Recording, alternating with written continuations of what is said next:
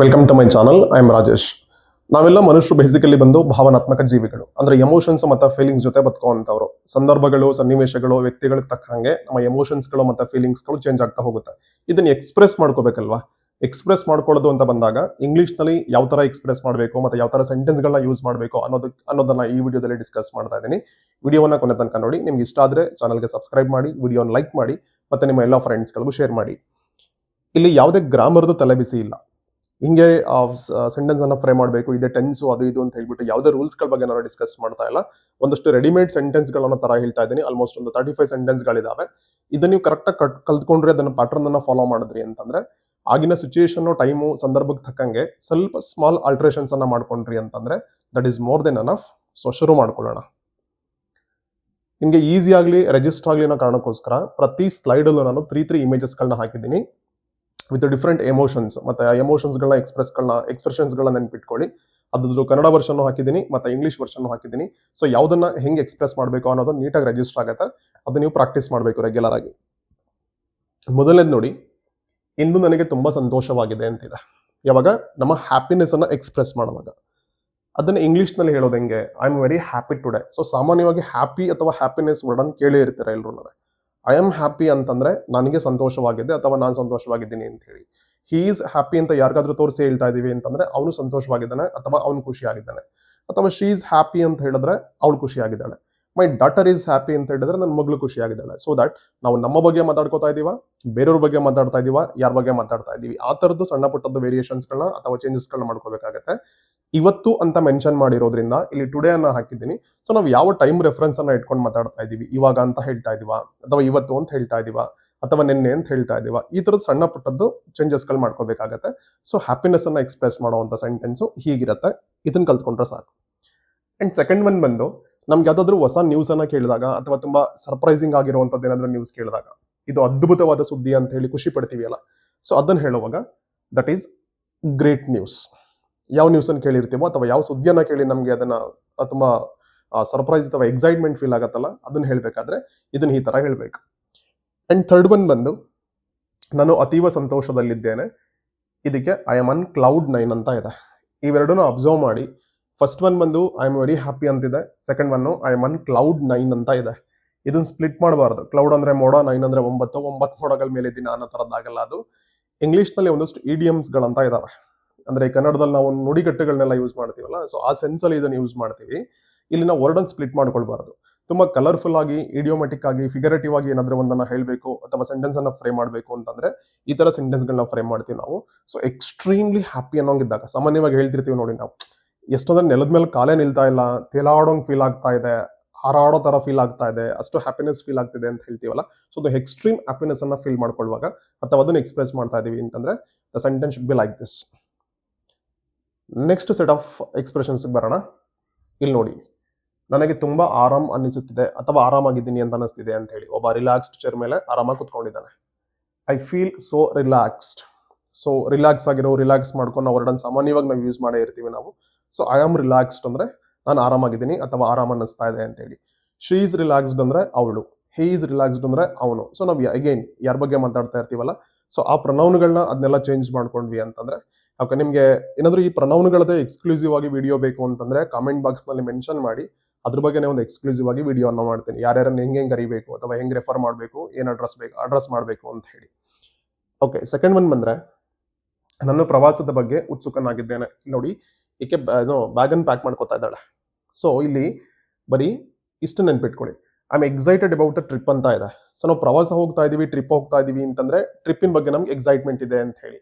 ಅಥವಾ ನಮ್ಗೆ ಯಾವ್ದ್ರ ಬಗ್ಗೆ ಎಕ್ಸೈಟ್ಮೆಂಟ್ ಇದೆಯಲ್ಲ, ಈ ಟ್ರಿಪ್ ಅನ್ನ ವರ್ಡ್ ಬದಲಾಗಿ ನಾವು ಆ ವರ್ಡ್ ಅನ್ನ ಹಾಕಿ ರೀಪ್ಲೇಸ್ ಮಾಡ್ಕೊಂಡಿದೀವಿ ಅಂತಂದ್ರೆ ನಾವು ಅದ್ರ ಬಗ್ಗೆ ಮಾತಾಡ್ದಂಗೆ ಆಗ್ತಿರತ್ತೆ. ನೆಕ್ಸ್ಟ್ ಬಂದು, ನೀವು ನನ್ನ ದಿನವನ್ನು ಸುಂದರಗೊಳಿಸಿದಿರಿ. You made my day. Okay, ಇದು ಅಷ್ಟೇ. ಮೇಡ್ ಮೈ ಡೇ ಅಂದ್ರೆ ದಿನ ಮಾಡಿದ್ರಿ ಅಂತ ಆಗಲ್ಲ ಅದು meaning. Okay, make past tense made ಈ ತರ ಸೆನ್ಸ್ ಅಲ್ಲ. ಯು ಮೇಡ್ ಮೈ ಡೇ ಅಂತ ಯಾವಾಗ ಯೂಸ್ ಮಾಡ್ತೀವಿ ಅಂತಂದ್ರೆ, ಫಾರ್ ಎಕ್ಸಾಂಪಲ್ ಇವತ್ತೊಂದು ಬರ್ಡೇ ಇತ್ತು ಅಂತ ಅನ್ಕೊಳ್ರಿ. ಯಾರೋ ತುಂಬಾ ಸರ್ಪ್ರೈಸ್ ಆಗೆಲ್ಲ ಗಿಫ್ಟ್ ಕೊಟ್ಬಿಡ್ತಾರೆ ನನಗೆ, ಅಥವಾ ಕೇಕ್ ಎಲ್ಲ ತಗೊಂಡು ಬಂದು ಕೇಕ್ ಕಟ್ ಮಾಡಿಸ್ತಾರೆ, ಏನೇನೋ ಮಾಡ್ತಾರೆ, ಹಿಂಗೆಲ್ಲ ಆಗುತ್ತೆ. ರಿಮೆಂಬರ್, ಕೇಕ್ ಅನ್ನು ಕಟ್ ಮಾಡಬಾರ್ದು ಅನ್ಬಾರ್ದು, ಅದನ್ನ ಸ್ಲೈಸಿಂಗ್ ಅಂತ ಅನ್ಬೇಕು. ಓಕೆ ಫೈನ್, ಅದ್ರ ಬಗ್ಗೆ ಇನ್ನೊಂದು ಎಕ್ಸ್ಕ್ಲೂಸಿವ್ ಆಗಿ ವಿಡಿಯೋನ ಮಾಡಿ ಡಿಸ್ಕಸ್ ಮಾಡೋಣ. ಅದನ್ನ ಇರ್ಲಿ, ಡೈವರ್ಷನ್ ಆಗೋದು ಬೇಡ. ಓಕೆ, ಸೊ ಈ ತರದೆಲ್ಲ ಆಗುತ್ತೆ. ತುಂಬ ಸೆಲೆಬ್ರೇಷನ್ ಎಲ್ಲ ಮಾಡಿಸ್ತಾರೆ, ಗಿಫ್ಟ್ಸ್ ಎಲ್ಲ ಕೊಡ್ತಾರೆ, ಏನೋ ಆಗ್ಬಿಡುತ್ತೆ ಹಂಗೆ. ನಾನು ಎಕ್ಸ್ಪೆಕ್ಟ್ ಮಾಡಿದ್ದಕ್ಕಿಂತ ತುಂಬ ಚೆನ್ನಾಗಿ ನನಗೆ ಸೆಲೆಬ್ರೇಷನ್ ಆಗೋಗ್ಬಿಡುತ್ತೆ. ಸೊ ಅವಾಗ ತುಂಬ ಖುಷಿ ಆಗುತ್ತಲ್ಲ ನಮಗೆ. ಸೊ ಯಾವತ್ತಿನ ದಿವಸ ನಮಗೆ ಯಾರಿಂದನಾದ್ರೂ ತುಂಬ ಖುಷಿ ಆಗಿದೆ, ನಾವು ಎಕ್ಸ್ಪೆಕ್ಟ್ ಮಾಡೋದಕ್ಕಿಂತ ತುಂಬ ಜಾಸ್ತಿ ನನಗೆ ಸಂತೋಷ ಆಗಿದೆ ಅಂತ ಹೇಳುವಾಗ, ಅಪ್ಪ ಎಂಥ ಅದ್ಭುತ ದಿವಸ ಇದು ಅಂತ ಹೇಳ್ತೀವಲ್ಲ. ಸೊ ಆ ಥರ ದಿನವನ್ನ ಮಾಡಿದವ್ರಿಗೆ ನಾವೇನು ಹೇಳ್ತೀವಿ, ಹೀಗೆ ಹೇಳ್ತೀವಿ, ಯು ಮೇಡ್ ಮೈ ಡೇ ಅಂತೇಳಿ.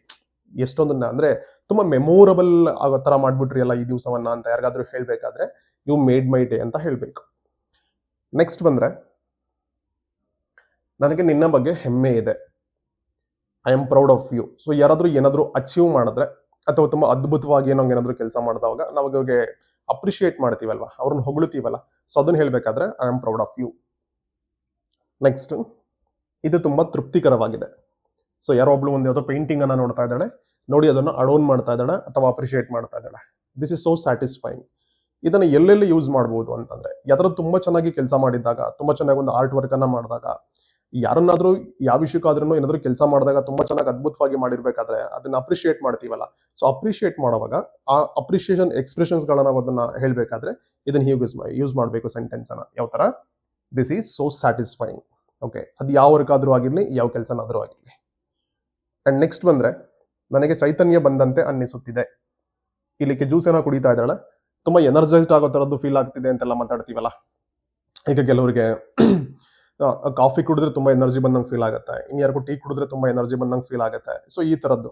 ಸೊ ಯಾವಾಗಾದ್ರೂ ನಮ್ಗೆ ಯಾವ ವಿಷಯಕ್ಕೆ ಅಂದ್ರೆ ಕುಡಿದುತಿಂದ ಹೇಳ್ಬೇಕು ಅಂತೇನಿಲ್ಲ, ಯಾವಾಗ ನಮ್ಗೆ ತುಂಬಾ ಎನರ್ಜೈಸ್ಡ್ ಆಗಿ ಫೀಲ್ ಆಗುತ್ತೆ, ಒಂಥರ ಉಲ್ಲಾಸ ಅನಿಸ್ತಿರುತ್ತೆ, ಉತ್ಸಾಹ ಅಂತ ಅನಿಸ್ತಿರುತ್ತೆ, ಸೊ ಅವಾಗ ಅದ್ರ ಬಗ್ಗೆ ನಾವು ಇಂಗ್ಲಿಷ್ ನಲ್ಲಿ ಸೆಂಟೆನ್ಸ್ ಅನ್ನ ಎಕ್ಸ್ಪ್ರೆಸ್ ಮಾಡ್ತೀವಿ ಅಂತ ಬಂದ್ರೆ, that should be like this, I feel energized.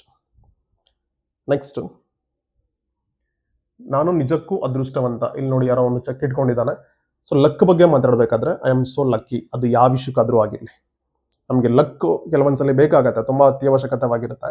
So ಆ ಲಕ್ ಬಗ್ಗೆ ನಾವು ಮಾತಾಡುವಾಗ, ಅಯ್ಯೋ ನನ್ನ ಲಕ್, ಅದು ಯಾವ ವಿಷಯಕ್ಕಾದ್ರೂ ಆಗಿರ್ಲಿ ಅಲ್ಲಿ ನಾನು ಲಕ್ಕಿ ಅಂತ ಹೇಳುವಾಗ ಇದನ್ನ ಹೇಳ್ಬೇಕು ಹೀಗೆ, I am so lucky.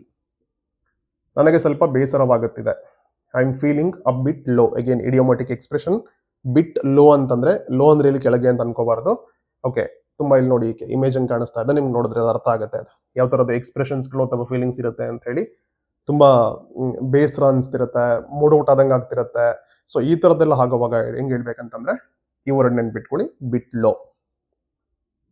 Next, ನನಗೆ ತುಂಬಾ ಅಸಮಾಧಾನವಾಗಿದೆ, I am very upset. Okay, ಅಸಮಾಧಾನ ಅಂತಂದ್ರೆ ಒಂಥರ ಮೆಂಟಲಿ ಕಿರಿಕಿರಿ ಅನ್ನೋಂಗಾಗಿರುತ್ತೆ, ಅಥವಾ ನಾಟ್ ಕಂಪ್ಲೀಟ್ಲಿ ಓಕೆ ಅನ್ನಂಗಿರುತ್ತೆ, ಅಥವಾ ಕಂಪ್ಲೀಟ್ಲಿ ಕನ್ಫ್ಯೂಸ್ಡ್ ಕಂಡೀಷನ್ ಅಲ್ಲೂ ಇರುತ್ತೆ. ಸೊ ಈ ತರದ್ದನ್ನೆಲ್ಲ ಹೇಳುವಾಗ I am very upset. Next ಬಂದ್ರೆ, ನಾನು ನನ್ನ ಊರನ್ನು ತುಂಬಾ ನೆನಪಿಸಿಕೊಳ್ಳುತ್ತಿದ್ದೇನೆ. ಇಲ್ಲಿ ನೋಡಿ ಯಾವುದೋ ಫೋಟೋ ಆಲ್ಬಮ್ ನೋಡ್ಕೊಂಡು ಏನೋ ನೆನಪಿಸ್ಕೊಳ್ತಿದ್ದಾರೆ. I really miss my village. So ಇದನ್ನ ಮಿಸ್ ನೆನ್ಪಿಟ್ಕೊಳ್ಳಿ. ಯಾವ್ದಾದ್ರು ನೆನಪಿಸ್ಕೊತಾ ಇದೀವಿ ಅಥವಾ ನೋಡ್ಬೇಕು ಅಂತ ಫೀಲ್ ಆಗ್ತಾ ಇದೆ, ತುಂಬಾ ದೂರ ಬಂದ್ಬಿಟ್ವಿ ಅಂತ ಫೀಲ್ ಆಗ್ತಾ ಇದೆ ಯಾರಿಂದನಾದ್ರೂ ಅಥವಾ ಯಾವ ಊರಿಂದನಾದ್ರೂ ಅಥವಾ ಯಾವ್ದ್ರಿಂದನಾದ್ರೂ ಅಂತ ಹೇಳುವಾಗ ಈ ವರ್ಡ್ ನೆನ್ಪಿಟ್ಕೊಳ್ಳಿ. ರಿಯಲಿ ಮಿಸ್ ಅಥವಾ ಐ ಮಿಸ್. ಇಲ್ಲಿ ವಿಲೇಜ್ ಇದ್ರೆ ವಿಲೇಜ್ ಹಾಕೊಳ್ಳಿ, ಪರ್ಸನ್ ಇದ್ರೆ ಪರ್ಸನ್ ಹಾಕೊಳ್ಳಿ, ಬೇರೆ ಏನಾದ್ರೂ ಇದ್ರೆ ಏನಾದ್ರು ಹಾಕೊಳ್ಳಿ.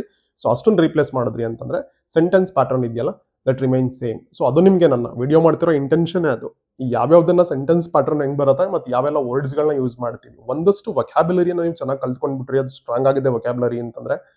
ನಾನು ಪ್ರತಿ ವಿಡಿಯೋಲೂ ಹೇಳ್ತೀನಿ, ಎಸ್ಪೆಷಲಿ ಸ್ಪೋಕನ್ ಇಂಗ್ಲಿಷ್ ಸೀರೀಸ್ಗಳದ್ದು ವಿಡಿಯೋಸ್ಗಳು ಏನು ಮಾಡ್ತಾ ಇದ್ದೀರಲ್ವಾ, ತಪ್ಪು ಮಾಡೋದ್ರ ಬಗ್ಗೆ ತಲೆ ಕೆಡಿಸ್ಕೋಬೇಡಿ.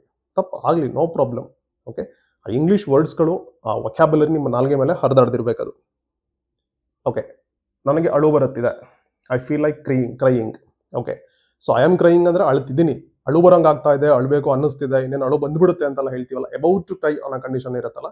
ಸೊ ಆ ಟೈಮಲ್ಲಿ ಫೀಲ್ ಲೈಕ್ ವರ್ಡ್ ನೆನ್ಪಿಟ್ಕೋಬೇಡಿ. ನಾನು ಸುಮಾರು ವಿಡಿಯೋಗಳಲ್ಲಿ ಈ ಮುಂಚೆ ಮಾಡಿರೋದ್ರಲ್ಲೆಲ್ಲ ಇದನ್ನ ಮೆನ್ಷನ್ ಮಾಡಿದ್ದೀನಿ. ಅನ್ಸುತ್ತೆ, ಅನ್ನಿಸ್ತಿದೆ ಅಂತ ಹೇಳುವಾಗ feel like so and so. So and so in the sense ಯಾವ್ದ್ರ ಬಗ್ಗೆ ಇರುತ್ತಲ್ಲ ಅದನ್ನೆಲ್ಲ ಹಾಕೊಂಡ್ರೆ ಸೆಂಟೆನ್ಸ್ ಕಂಪ್ಲೀಟ್ ಆಗುತ್ತೆ. ನನಗೆ ಇಲ್ಲಿ ಒಂಟಿತನ ಕಾಡುತ್ತಿದೆ, ಐ ಆಮ್ ಲೋನ್ಲಿ ಹಿಯರ್. ನೋಡಿ, ಒಬ್ಬನೇ ಕುತ್ಕೊಂಡಿದ್ದಾನೆ ಪಾರ್ಕ್ ಮೇಲೆ ಒಂದು ಬೆಂಚ್ ಮೇಲೆ, ಇದು ನೆನ್ಪಿಟ್ಕೊಳ್ಳಿ ಇಲ್ಲಿ. ಸೊ ಒಂಟಿತನದ ಬಗ್ಗೆ ನಾವು ಯಾವಾಗೆಲ್ಲ ಮಾತಾಡ್ತಾ ಇರ್ತೀವಲ್ಲ, ಸೊ ವರ್ಡ್ ನೆನ್ಪಿರ್ಲಿ, ಲೋನ್ಲಿ. ನೆಕ್ಸ್ಟ್, ಇದು ಹೃದಯ ವಿದ್ರಾವಕ ಕಥೆ. ಯಾವುದೋ ಬುಕ್ ಓದ್ತಾ ಇದ್ದಾಳೆ, ಮೋಸ್ಟ್ಲಿ ಆ ಥರದ್ದು ಹಾರ್ಟ್ ಬ್ರೇಕಿಂಗ್ ಅನ್ನೋ ಥರದ್ದೇನೋ ಇನ್ಸಿಡೆಂಟ್ ಇರುತ್ತೆ. ಸೊ ಆ ಥರದನ್ನು ನೋಡುವಾಗ ರಿಯಲ್ ಲೈಫ್ ಇನ್ಸಿಡೆಂಟ್ಸ್ಗಳಾಗಿರಲಿ ಅಥವಾ ಪರ್ಸನಲ್ ಎಕ್ಸ್ಪೀರಿಯನ್ಸ್ಗಳಾಗಿರಲಿ, ಕಥೆ ಕಾದಂಬರಿಗಳು, ಬುಕ್ಗಳನ್ನ ಓದೋದ್ರ ಬಗ್ಗೆ ಆಗಿರಲಿ, ಏನಾದರೂ ಆಗಿರಲಿ, ಅದು ತುಂಬ ಹಾರ್ಟ್ ಬ್ರೇಕಿಂಗ್ ಆಗಿರುವಂಥ, ಎಕ್ಸ್ಟ್ರೀಮ್ಲಿ ದುಃಖ ಆಗುವಂಥದ್ದನ್ನು ಎಕ್ಸ್ಪ್ರೆಸ್ ಮಾಡಬೇಕು ಅಂತಂದ್ರೆ ಏನು ಹೇಳ್ಬೇಕು ಅವಾಗ, ಇದು ಹೃದಯ ವಿದ್ರಾವಕ ಕಥೆ. ಕತೆ ಇದ್ರೆ ಕತೆ ಹಾಕೊಳ್ಳಿ ಅಥವಾ ಇನ್ನೇನಾದರೂ ಆಗಿರಲಿ. It's a heart breaking story. So story ಇದ್ರೆ ಸ್ಟೋರಿ ಅಥವಾ ನಾವು ಯಾವ್ದ್ರ ಬಗ್ಗೆ ಮಾತಾಡ್ತಾ ಇರ್ತೀವೋ ಅದನ್ನ ಇಲ್ಲಿ ಮೆನ್ಷನ್ ಮಾಡಿದ್ರೆ that is more than enough. Next, ನನಗೆ ಅಸಹಾಯಕತೆ ಅನ್ನಿಸುತ್ತಿದೆ. Helpless condition. I feel helpless. So ಒಂದು ಯಾವುದಾದ್ರೂ ಬೇರೆ ಬೇರೆ ವಿಭಿನ್ನ ಸನ್ನಿವೇಶ ಸಂದರ್ಭಗಳಲ್ಲಿ ಈ ಪರಿಸ್ಥಿತಿಗಳು ಎದುರಾಗುತ್ತೆ. ಸೊ ನಮ್ಗದು ಏನೂ ಮಾಡೋಕ್ಕಾಗ್ತಿರಲ್ಲ ಆ ಟೈಮ್ನಲ್ಲಿ. ಸೊ ಕೈ ಚೆಲ್ಲಿ ಕೂತು ಬಿಡ್ತೀವಲ್ಲ ಕಂಪ್ಲೀಟ್ಲಿ ಹೆಲ್ಪ್ಲೆಸ್ ಅನ್ನೋ ಕಂಡೀಷನ್ ಅಲ್ಲಿ. ಸೊ ಅದನ್ನು ಹೇಳುವಾಗ ಈಗ ಹೇಳ್ಬೇಕು, ಐ ಫೀಲ್ ಹೆಲ್ಪ್ಲೆಸ್. ನೆಕ್ಸ್ಟ್ ಬಂದ್ರೆ, ನನಗೆ ಈಗ ತುಂಬಾ ಕೋಪ ಬರುತ್ತಿದೆ. I am so angry right now. ಎಲ್ರಿಗೂ ಕೂಡ ಕೋಪ ಬಂದೇ ಬರುತ್ತೆ. ಕೋಪ ಮಾಡ್ಕೊಳ್ಳೋದಲ್ಲಿ ಎದ್ಬಿಟ್ರೆ ನಾವು ದೇವ್ರುಗಳಾಗ್ಬಿಡ್ತೀವಿ. ಸೊ ಕೋಪ ಬಂದಾಗ ಕೋಪವನ್ನು ಎಕ್ಸ್ಪ್ರೆಸ್ ಮಾಡಬೇಕು ಅಂತ ಹೇಳಬೇಕಾದ್ರೆ ಆಂಗ್ರಿ ವರ್ಡ್ ನೆನ್ಪಿಟ್ಕೊಳ್ಳಿ. I am so angry. Again ನಾನು 2-3 ಸಲ ರಿಪೀಟ್ ಮಾಡಿದ್ದೀನಿ. ನನ್ನ ಬಗ್ಗೆ ನಾನು ಹೇಳ್ತಾ ಇದ್ದೀನಿ ಅಂತಂದ್ರೆ ಐ ಆಮ್ ಆಂಗ್ರಿ. ಬೇರೆ ಅವ್ನು ಯಾರೋ ಇದ್ದಾನೆ ಅಂತಂದ್ರೆ he is angry, she is angry. So ಯಾರ ಬಗ್ಗೆ ಹೇಳ್ತಿದೀವಲ್ಲ ಅದನ್ನ ಮೆನ್ಷನ್ ಮಾಡ್ಕೊಳ್ಳಿ. ಸೊ ಮಿಕ್ಕಿದ ಸೆಂಟೆನ್ಸ್ ಈಗಲೇ ಹಿಂಗೆ ಕಂಟಿನ್ಯೂ ಆಗುತ್ತೆ. ಅಂಡ್ ನೆಕ್ಸ್ಟ್ ಬಂದ್ರೆ, ನನ್ನನ್ನು ಪೀಡಿಸುವುದನ್ನು ನಿಲ್ಲಿಸಿ. Stop irritating me. ಇಲ್ಲಿ ಪೀಡಿಸೋದು ಅಂತಂದ್ರೆ ತುಂಬಾ ನೆಗೆಟಿವ್ ಆಗಿ ತುಂಬಾ ಕೆಟ್ಟದಾಗೇನೋ ನಾವು ಟ್ರೀಟ್ ಮಾಡೋದು ಅಂತ ತಗೋಬೇಡ್ರಿ. ಹಿಂಗೆ ತುಂಬಾ ಕಿರಿಕಿರಿ ಮಾಡೋದು ಅಷ್ಟೇ. ಈಗ ಪದೇ ಪದೇ ನಮ್ಗೆ ಇಷ್ಟ ಆಗದೆ ಇರೋದನ್ನ ಯಾರೋ ಮಾಡ್ತಾ ಇದ್ದಾರೆ ಅಂತಂದ್ರೆ ತಮಾಷೆಗೆ ಮಾಡಿರ್ಲಿ ಅದು. 1-2-3 ಸಲ ಅದನ್ನ ಸಹಿಸ್ಕೋತೀವಿ, ಬೇರ್ ಮಾಡ್ಕೋತೀವಿ. ಬಟ್ ರಿಪೀಟೆಡ್ಲಿ ಕಂಟಿನ್ಯೂ ಆಗ್ತಿದೆ ಅಂತಂದ್ರೆ ಹೆವಿಯಾಗಿ ಕಿರಿಕಿರಿ ಆಗಕ್ಕೆ ಶುರು ಆಗ್ಬಿಡುತ್ತೆ. ಸೊ ದಿ ಎಕ್ಸ್ಟ್ರೀಮ್ ಕಿರಿಕಿರಿ ಬಗ್ಗೆ ಮಾತಾಡ್ಬೇಕಾದ್ರೆ ಇದನ್ನ ಹೇಗೆ ಹೇಳ್ಬೇಕು? ಇರಿಟೇಟಿಂಗ್. ಸೊ ಅದನ್ನೇ ಸ್ಟಾಪ್ ಇರಿಟೇಟಿಂಗ್ ಮೀ ಅಂತಂದ್ರೆ ಸ್ಟಾಪ್ ಮಾಡಿ ಕಿರಿಕಿರಿ ಮಾಡೋದನ್ನ ಅಂತ ಹೇಳಿ. ನನ್ನ ತಾಳ್ಮೆ ಮುಗಿದು ಹೋಗಿದೆ. I have lost my patience. Okay, ಇದು ಎಕ್ಸ್ಟ್ರೀಮ್ ಲೆವೆಲ್ಗೆ ಹೋದ್ರೆ ನೆಕ್ಸ್ಟ್ ಇದಾಗುತ್ತೆ. ಓಕೆನಾ?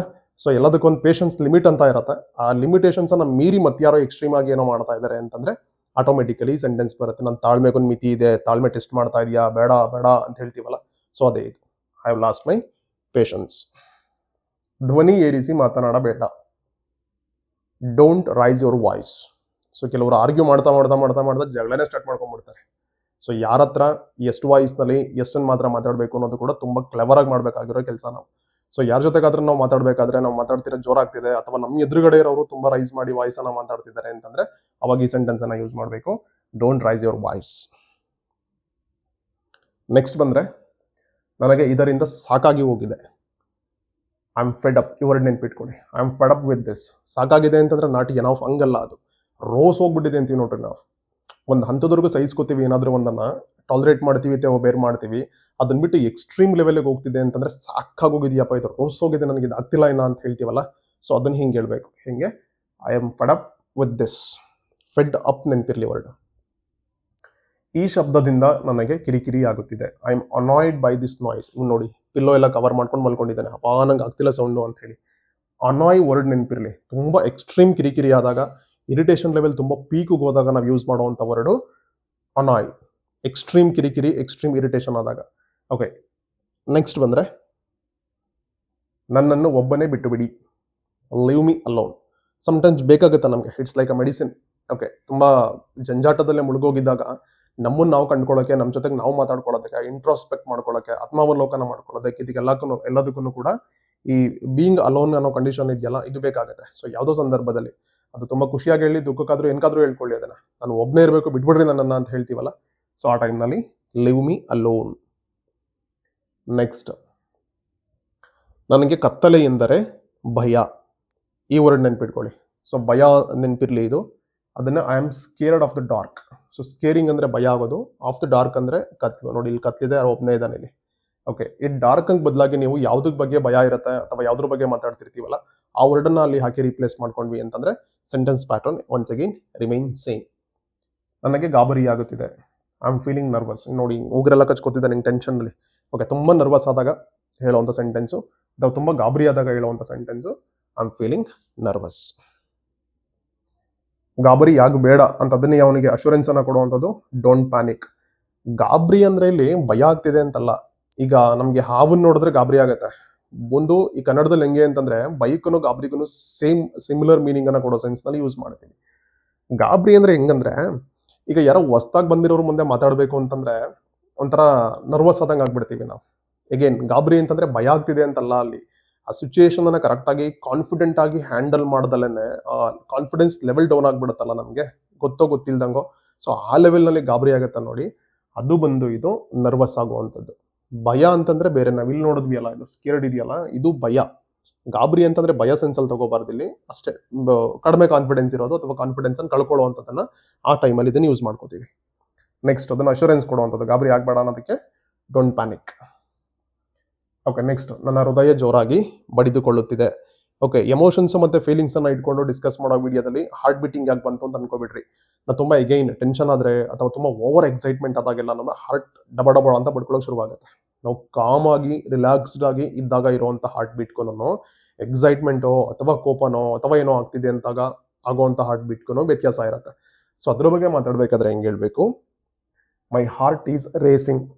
ರೇಸಿಂಗ್ ಅಂದ್ರೆ ಬೈಕ್ ರೇಸು ಮತ್ತೆ ಹಾರ್ಸ್ ರೇಸ್ ತರ ರೇಸ್ ಹೋಗಿದೆ ಅಂತಲ್ಲ, ಅಲ್ಲಿ ಫುಲ್ ಡಬ ಡಬ ಡಬ ಅಂತ ಬಡ್ಕೊಳ್ಳುತ್ತಲ್ಲ, ನಮ್ಮ ಹಾರ್ಟ್ ಬೀಟ್ ನಮಗೆ ಫೀಲ್ ಆಗ್ತಿರುತ್ತೆ ಅದು ಹಂಗೆ ನೋಡಿದ್ರೆ. ಸೊ ಅದನ್ನು ಅದ್ರ ಬಗ್ಗೆ ಮಾತಾಡಬೇಕಾದ್ರೆ ರೇಸಿಂಗ್ ವರ್ಡ್ ನೆನ್ಪಿಟ್ಕೊಳ್ಳಿ, my heart is racing. Next ಇದನ್ನು ಕೇಳಿ ನನಗೆ ಆಘಾತವಾಯಿತು. ಫಸ್ಟ್ ಒನ್ ನೋಡಿ ನೆನ್ಪಿದ್ಯಾ, ಇಟ್ಸ್ ಅ ಗ್ರೇಟ್ ನ್ಯೂಸ್ ಅಂತ ಇತ್ತು. ಇಲ್ಲಿ ಯಾವ್ದನ್ನಾದ್ರೂ ಕೇಳಿದಾಗ ನಮಗೆ ತುಂಬಾ ಶಾಕಿಂಗ್ ಆಗಿರೋ ನ್ಯೂಸ್ಗಳ ಬಗ್ಗೆ ಮಾತಾಡ್ತೀವಿ ಅಂತಂದ್ರೆ I am shock to hear this.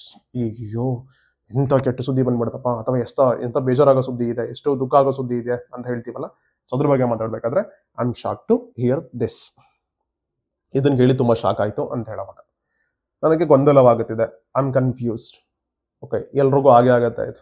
ಅಯ್ಯಯ್ಯೋ ಏನ್ ಮಾಡೋದು, ಇದನ್ನ ಮಾಡ್ಬೇಕಾ, ಈ ಕೆಲಸ ಮಾಡ್ಬೇಕಾ ಬಿಡ್ಬೇಕಾ, ಹಂಗೆ ಹೇಳ್ಬೇಕಾ ಹಿಂಗೆ ಹೇಳ್ಬೇಕಾ, ಹಿಂಗೆ ಅಂತ ಈ ಗಲಿಬಿಲಿ ಎಲ್ಲ ಆಗತ್ತಲ್ಲ. ಸೊ ಆ ತರದ್ದು ಗೊಂದಲ ಆಗಿದ್ದಾಗ, ಗೊಂದಲ ಆಗಿರೋ ಕಂಡೀಷನ್ಸ್ ಅನ್ನ ಹೇಳ್ಬೇಕಾದ್ರೆ ಕನ್ಫ್ಯೂಷನ್ ಅಂತ ಹೇಳ್ಬೇಕು. So I am confused. And next ಬಂದ್ರೆ ನನಗೆ ನಿದ್ದೆ ಬರುತ್ತಿದೆ.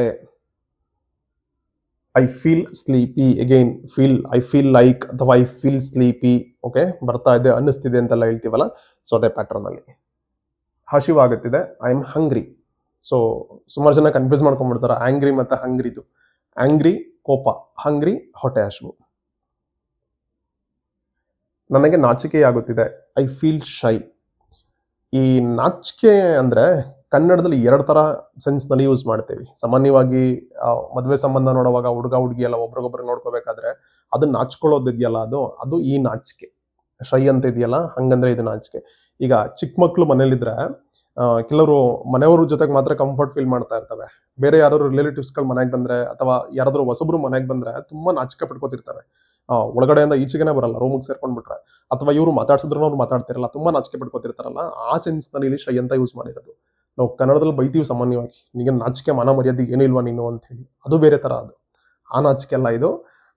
ಇದು ಬಂದು ಈ ತರ ನಾಚಿಕೆ ಅಂದ್ರೆ ಬಿಗಿನಿಂಗ್ ಅಲ್ಲಿ ಹೇಳಿದ್ನಲ್ವಾ, ಅದನ್ನ ಹೇಳುವಾಗ I feel ಶೈ.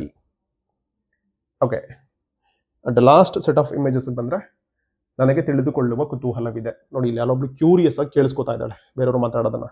I am curious to know. ಕುತೂಹಲ ಅಂದ್ರೆ ಕ್ಯೂರಿಯಸ್. ಓಕೆ, ನನಗೆ ಕುತೂಹಲ ಇದೆ ಏನೋ ತಿಳ್ಕೊಳ್ಳೋದ್ರ ಬಗ್ಗೆ ಅಂತಂದ್ರೆ I am curious to know. So ಯಾವ್ದ್ರ ಬಗ್ಗೆ ನಮಗೆ ಕ್ಯೂರಿಯಾಸಿಟಿ ಇರುತ್ತೆ ಅಥವಾ ಕುತೂಹಲ ಇರುತ್ತಲ್ವಾ, ಆ ವರ್ಡನ್ನ ಇಲ್ಲಿ ಆಡ್ ಮಾಡ್ಕೊಂಡ್ವಿ ಅಂತಂದ್ರೆ ಸೆಂಟೆನ್ಸ್ ಪ್ಯಾಟರ್ನ್ ಹಂಗೆ ಇರುತ್ತೆ. ನಿಮ್ದು ನನ್ನ ಇಂಟೆನ್ಷನ್ ಅದನ್ನೇ, ನಾನು ಆಲ್ಮೋಸ್ಟ್ ಎಲ್ಲ ವಿಡಿಯೋಗಳಲ್ಲೂ ಹೇಳ್ತೀನಿ, ಪ್ಯಾಟರ್ನ್ ನೆನ್ಪಿಟ್ಕೊಳ್ಳಿ, ಯಾವ್ದನ್ನ ಹೆಂಗ್ ಫ್ರೇಮ್ ಮಾಡ್ತೀವಿ ಅಂತ ಹೇಳಿ. ಸೊ ಅದಾದ್ಮೇಲೆ ಮತ್ತೆ ನೀವು ಪ್ರಾಕ್ಟೀಸ್ ಮಾಡ್ತಾ ಮಾಡ್ತಾ ಮಾಡ್ತಾ ಮಾಡ್ತಾ ಎಲ್ಲೆಲ್ಲಿ ಮಾಡಿಫೈ ಮಾಡಬೇಕು, ಎಲ್ಲೆಲ್ಲಿ ಏನೆಲ್ಲ ಚೇಂಜಸ್ಗಳು ಮಾಡಬೇಕು ಅಂತ ಕಲ್ತ್ಕೊಂಡ್ಬಿಟ್ರಿ ಅಂತಂದ್ರೆ ಆಟೋಮ್ಯಾಟಿಕಲಿ ಗ್ರಾಜುವಲ್ ಆಗಿ ಪರ್ಫೆಕ್ಷನ್ ಇಂಪ್ರೂವ್ ಆಗೋದಕ್ಕೆ ಸ್ಟಾರ್ಟ್ ಆಗುತ್ತೆ. ಬೇಸರವಾಗುತ್ತಿದೆ, ಐ ಆಮ್ ಬೋರ್ಡ್. ಇಲ್ಲಿ ಬೇಸರ ಬಿಗಿನಿಂಗ್ ಅಲ್ಲಿ ಒಂದ್ ಕಡೆ ಬಂತು, ಓಕೆನಾ. ಇಲ್ಲಿ ಅಂತಂದ್ರೆ ಬೋರಿಂಗ್ ಆಗೋದು. ಈಗ ಏನು ಕೆಲಸ ಇಲ್ದಲೆ ಸುಮ್ಮನೆ ಕುತ್ಕೊಂಡ್ಬಿಟ್ರೆ ಅಯ್ಯೋ ಏನ್ ಮಾಡೋದು ಬೋರ್ ಅಂತ ಟೈಮೇ ಹೋಗ್ತಿರಲ್ವಲ್ಲ. ಸೊ ಆ ಟೈಮಲ್ಲಿ ಬೇಸರ ಆಗ್ತಿದೆ, ಟೈಮ್ ಹೋಗ್ತಿಲ್ಲ, ಟೈಮ್ ಪಾಸ್ ಆಗ್ತಿಲ್ಲ ಅಂತ ಹೇಳ್ಬೇಕಾದ್ರೆ ಇದನ್ನ ಹೇಳ್ಬೇಕು, I am board. And last one ಬಂದ್ರೆ ನನಗೆ ತಪ್ಪಿತಸ್ಥ ಭಾವನೆ ಕಾಡುತ್ತಿದೆ, ಐ ಫೀಲ್ ಗಿಲ್ಟಿ. ಇದನ್ನ ಯಾವಾಗ ಯೂಸ್ ಮಾಡ್ತೀವಿ, ನಮಗೆ ಗೊತ್ತೋ ಗೊತ್ತಿಲ್ಲದಲೇನೋ ಬೇರೆ ಯಾರಿಗಾದ್ರೂ ನಮ್ಮಿಂದ ತೊಂದರೆ ಆಗ್ಬಿಡುತ್ತೆ. ತೊಂದರೆ ಆಗೋದ್ಮೇಲೆ ನಮಗೆ ಗೊತ್ತಾಗುತ್ತೆ, ಅಯ್ಯೋ ಹಿಂಗ್ ಮಾಡಬಾರ್ದಾಗಿತ್ತಲ್ಲ, ಅಯ್ಯೋ ನನ್ನಿಂದ ಹಿಂಗೆ ಆಗ್ಬಿಡ್ತಲ್ಲ ಅಂತೇಳಿ. ತಪ್ಪು ಮಾಡೋ ಟೈಮಲ್ಲಿ ಸಾಮಾನ್ಯವಾಗಿ ಗೊತ್ತಾಗಿರಲ್ಲ. ಅದಾದ್ಮೇಲೆ ರಿಯಲೈಸ್ ಆಗುತ್ತಲ್ಲ, ಅದಾದ್ಮೇಲೆ ಪಶ್ಚಾತ್ತಾಪ ಪಡ್ಕೋತೀವಲ್ಲ, ಹಿಂಗೆ ಮಾಡಬಾರ್ದಾಗಿತ್ತು, ಅಯ್ಯೋ ನನ್ನಿಂದ ಪಾಪ ಹಿಂಗೆ ಆಗ್ಬಿಡ್ತಲ್ಲ, ಅಯ್ಯೋ ನನ್ನಿಂದ ತೊಂದರೆ ಆಗ್ಬಿಡ್ತಲ್ಲ ಅಂತ ಹೇಳ್ತೀವಲ್ಲ. ಸೊ ಆ ಟೈಮಲ್ಲಿ ಈ ಗಿಲ್ಟ್ ಅನ್ನೋ ವರ್ಡನ್ನು ಯೂಸ್ ಮಾಡಬೇಕು. ತಪ್ಪಿತಸ್ಥ ಭಾವನೆಯನ್ನ ಗಿಲ್ಟ್ ಅಂತೀವಿ. ಅದನ್ನ ಹೇಳುವಾಗ ಫೀಲಿಂಗ್ಸ್ ಅನ್ನ guilty, I am guilty, is guilty, she is guilty, ಹಿಂಗೆ. ಸೊ ಇದಿಷ್ಟ ಆಗಿತ್ತು ಎಮೋಷನ್ಸ್ಗಳು ಮತ್ತೆ ಫೀಲಿಂಗ್ಸ್ ಅನ್ನ ಎಕ್ಸ್ಪ್ರೆಸ್ ಮಾಡುವಂತ ಸೆಟ್ ಆಫ್ ಸೆಂಟೆನ್ಸಸ್. ಸೊ ನಾನು ಬಿಗಿನಿಂಗ್ ಅಲ್ಲಿ ಹೇಳ್ದಂಗೆ ಇದನ್ನ ಫಾಲೋ ಮಾಡ್ಕೊಳ್ಳಿ, ರೆಗ್ಯುಲರ್ ಆಗಿ ಪ್ರಾಕ್ಟೀಸ್ ಮಾಡ್ತಾ ಹೋಗಿ. Definitely you can learn English. Thank you.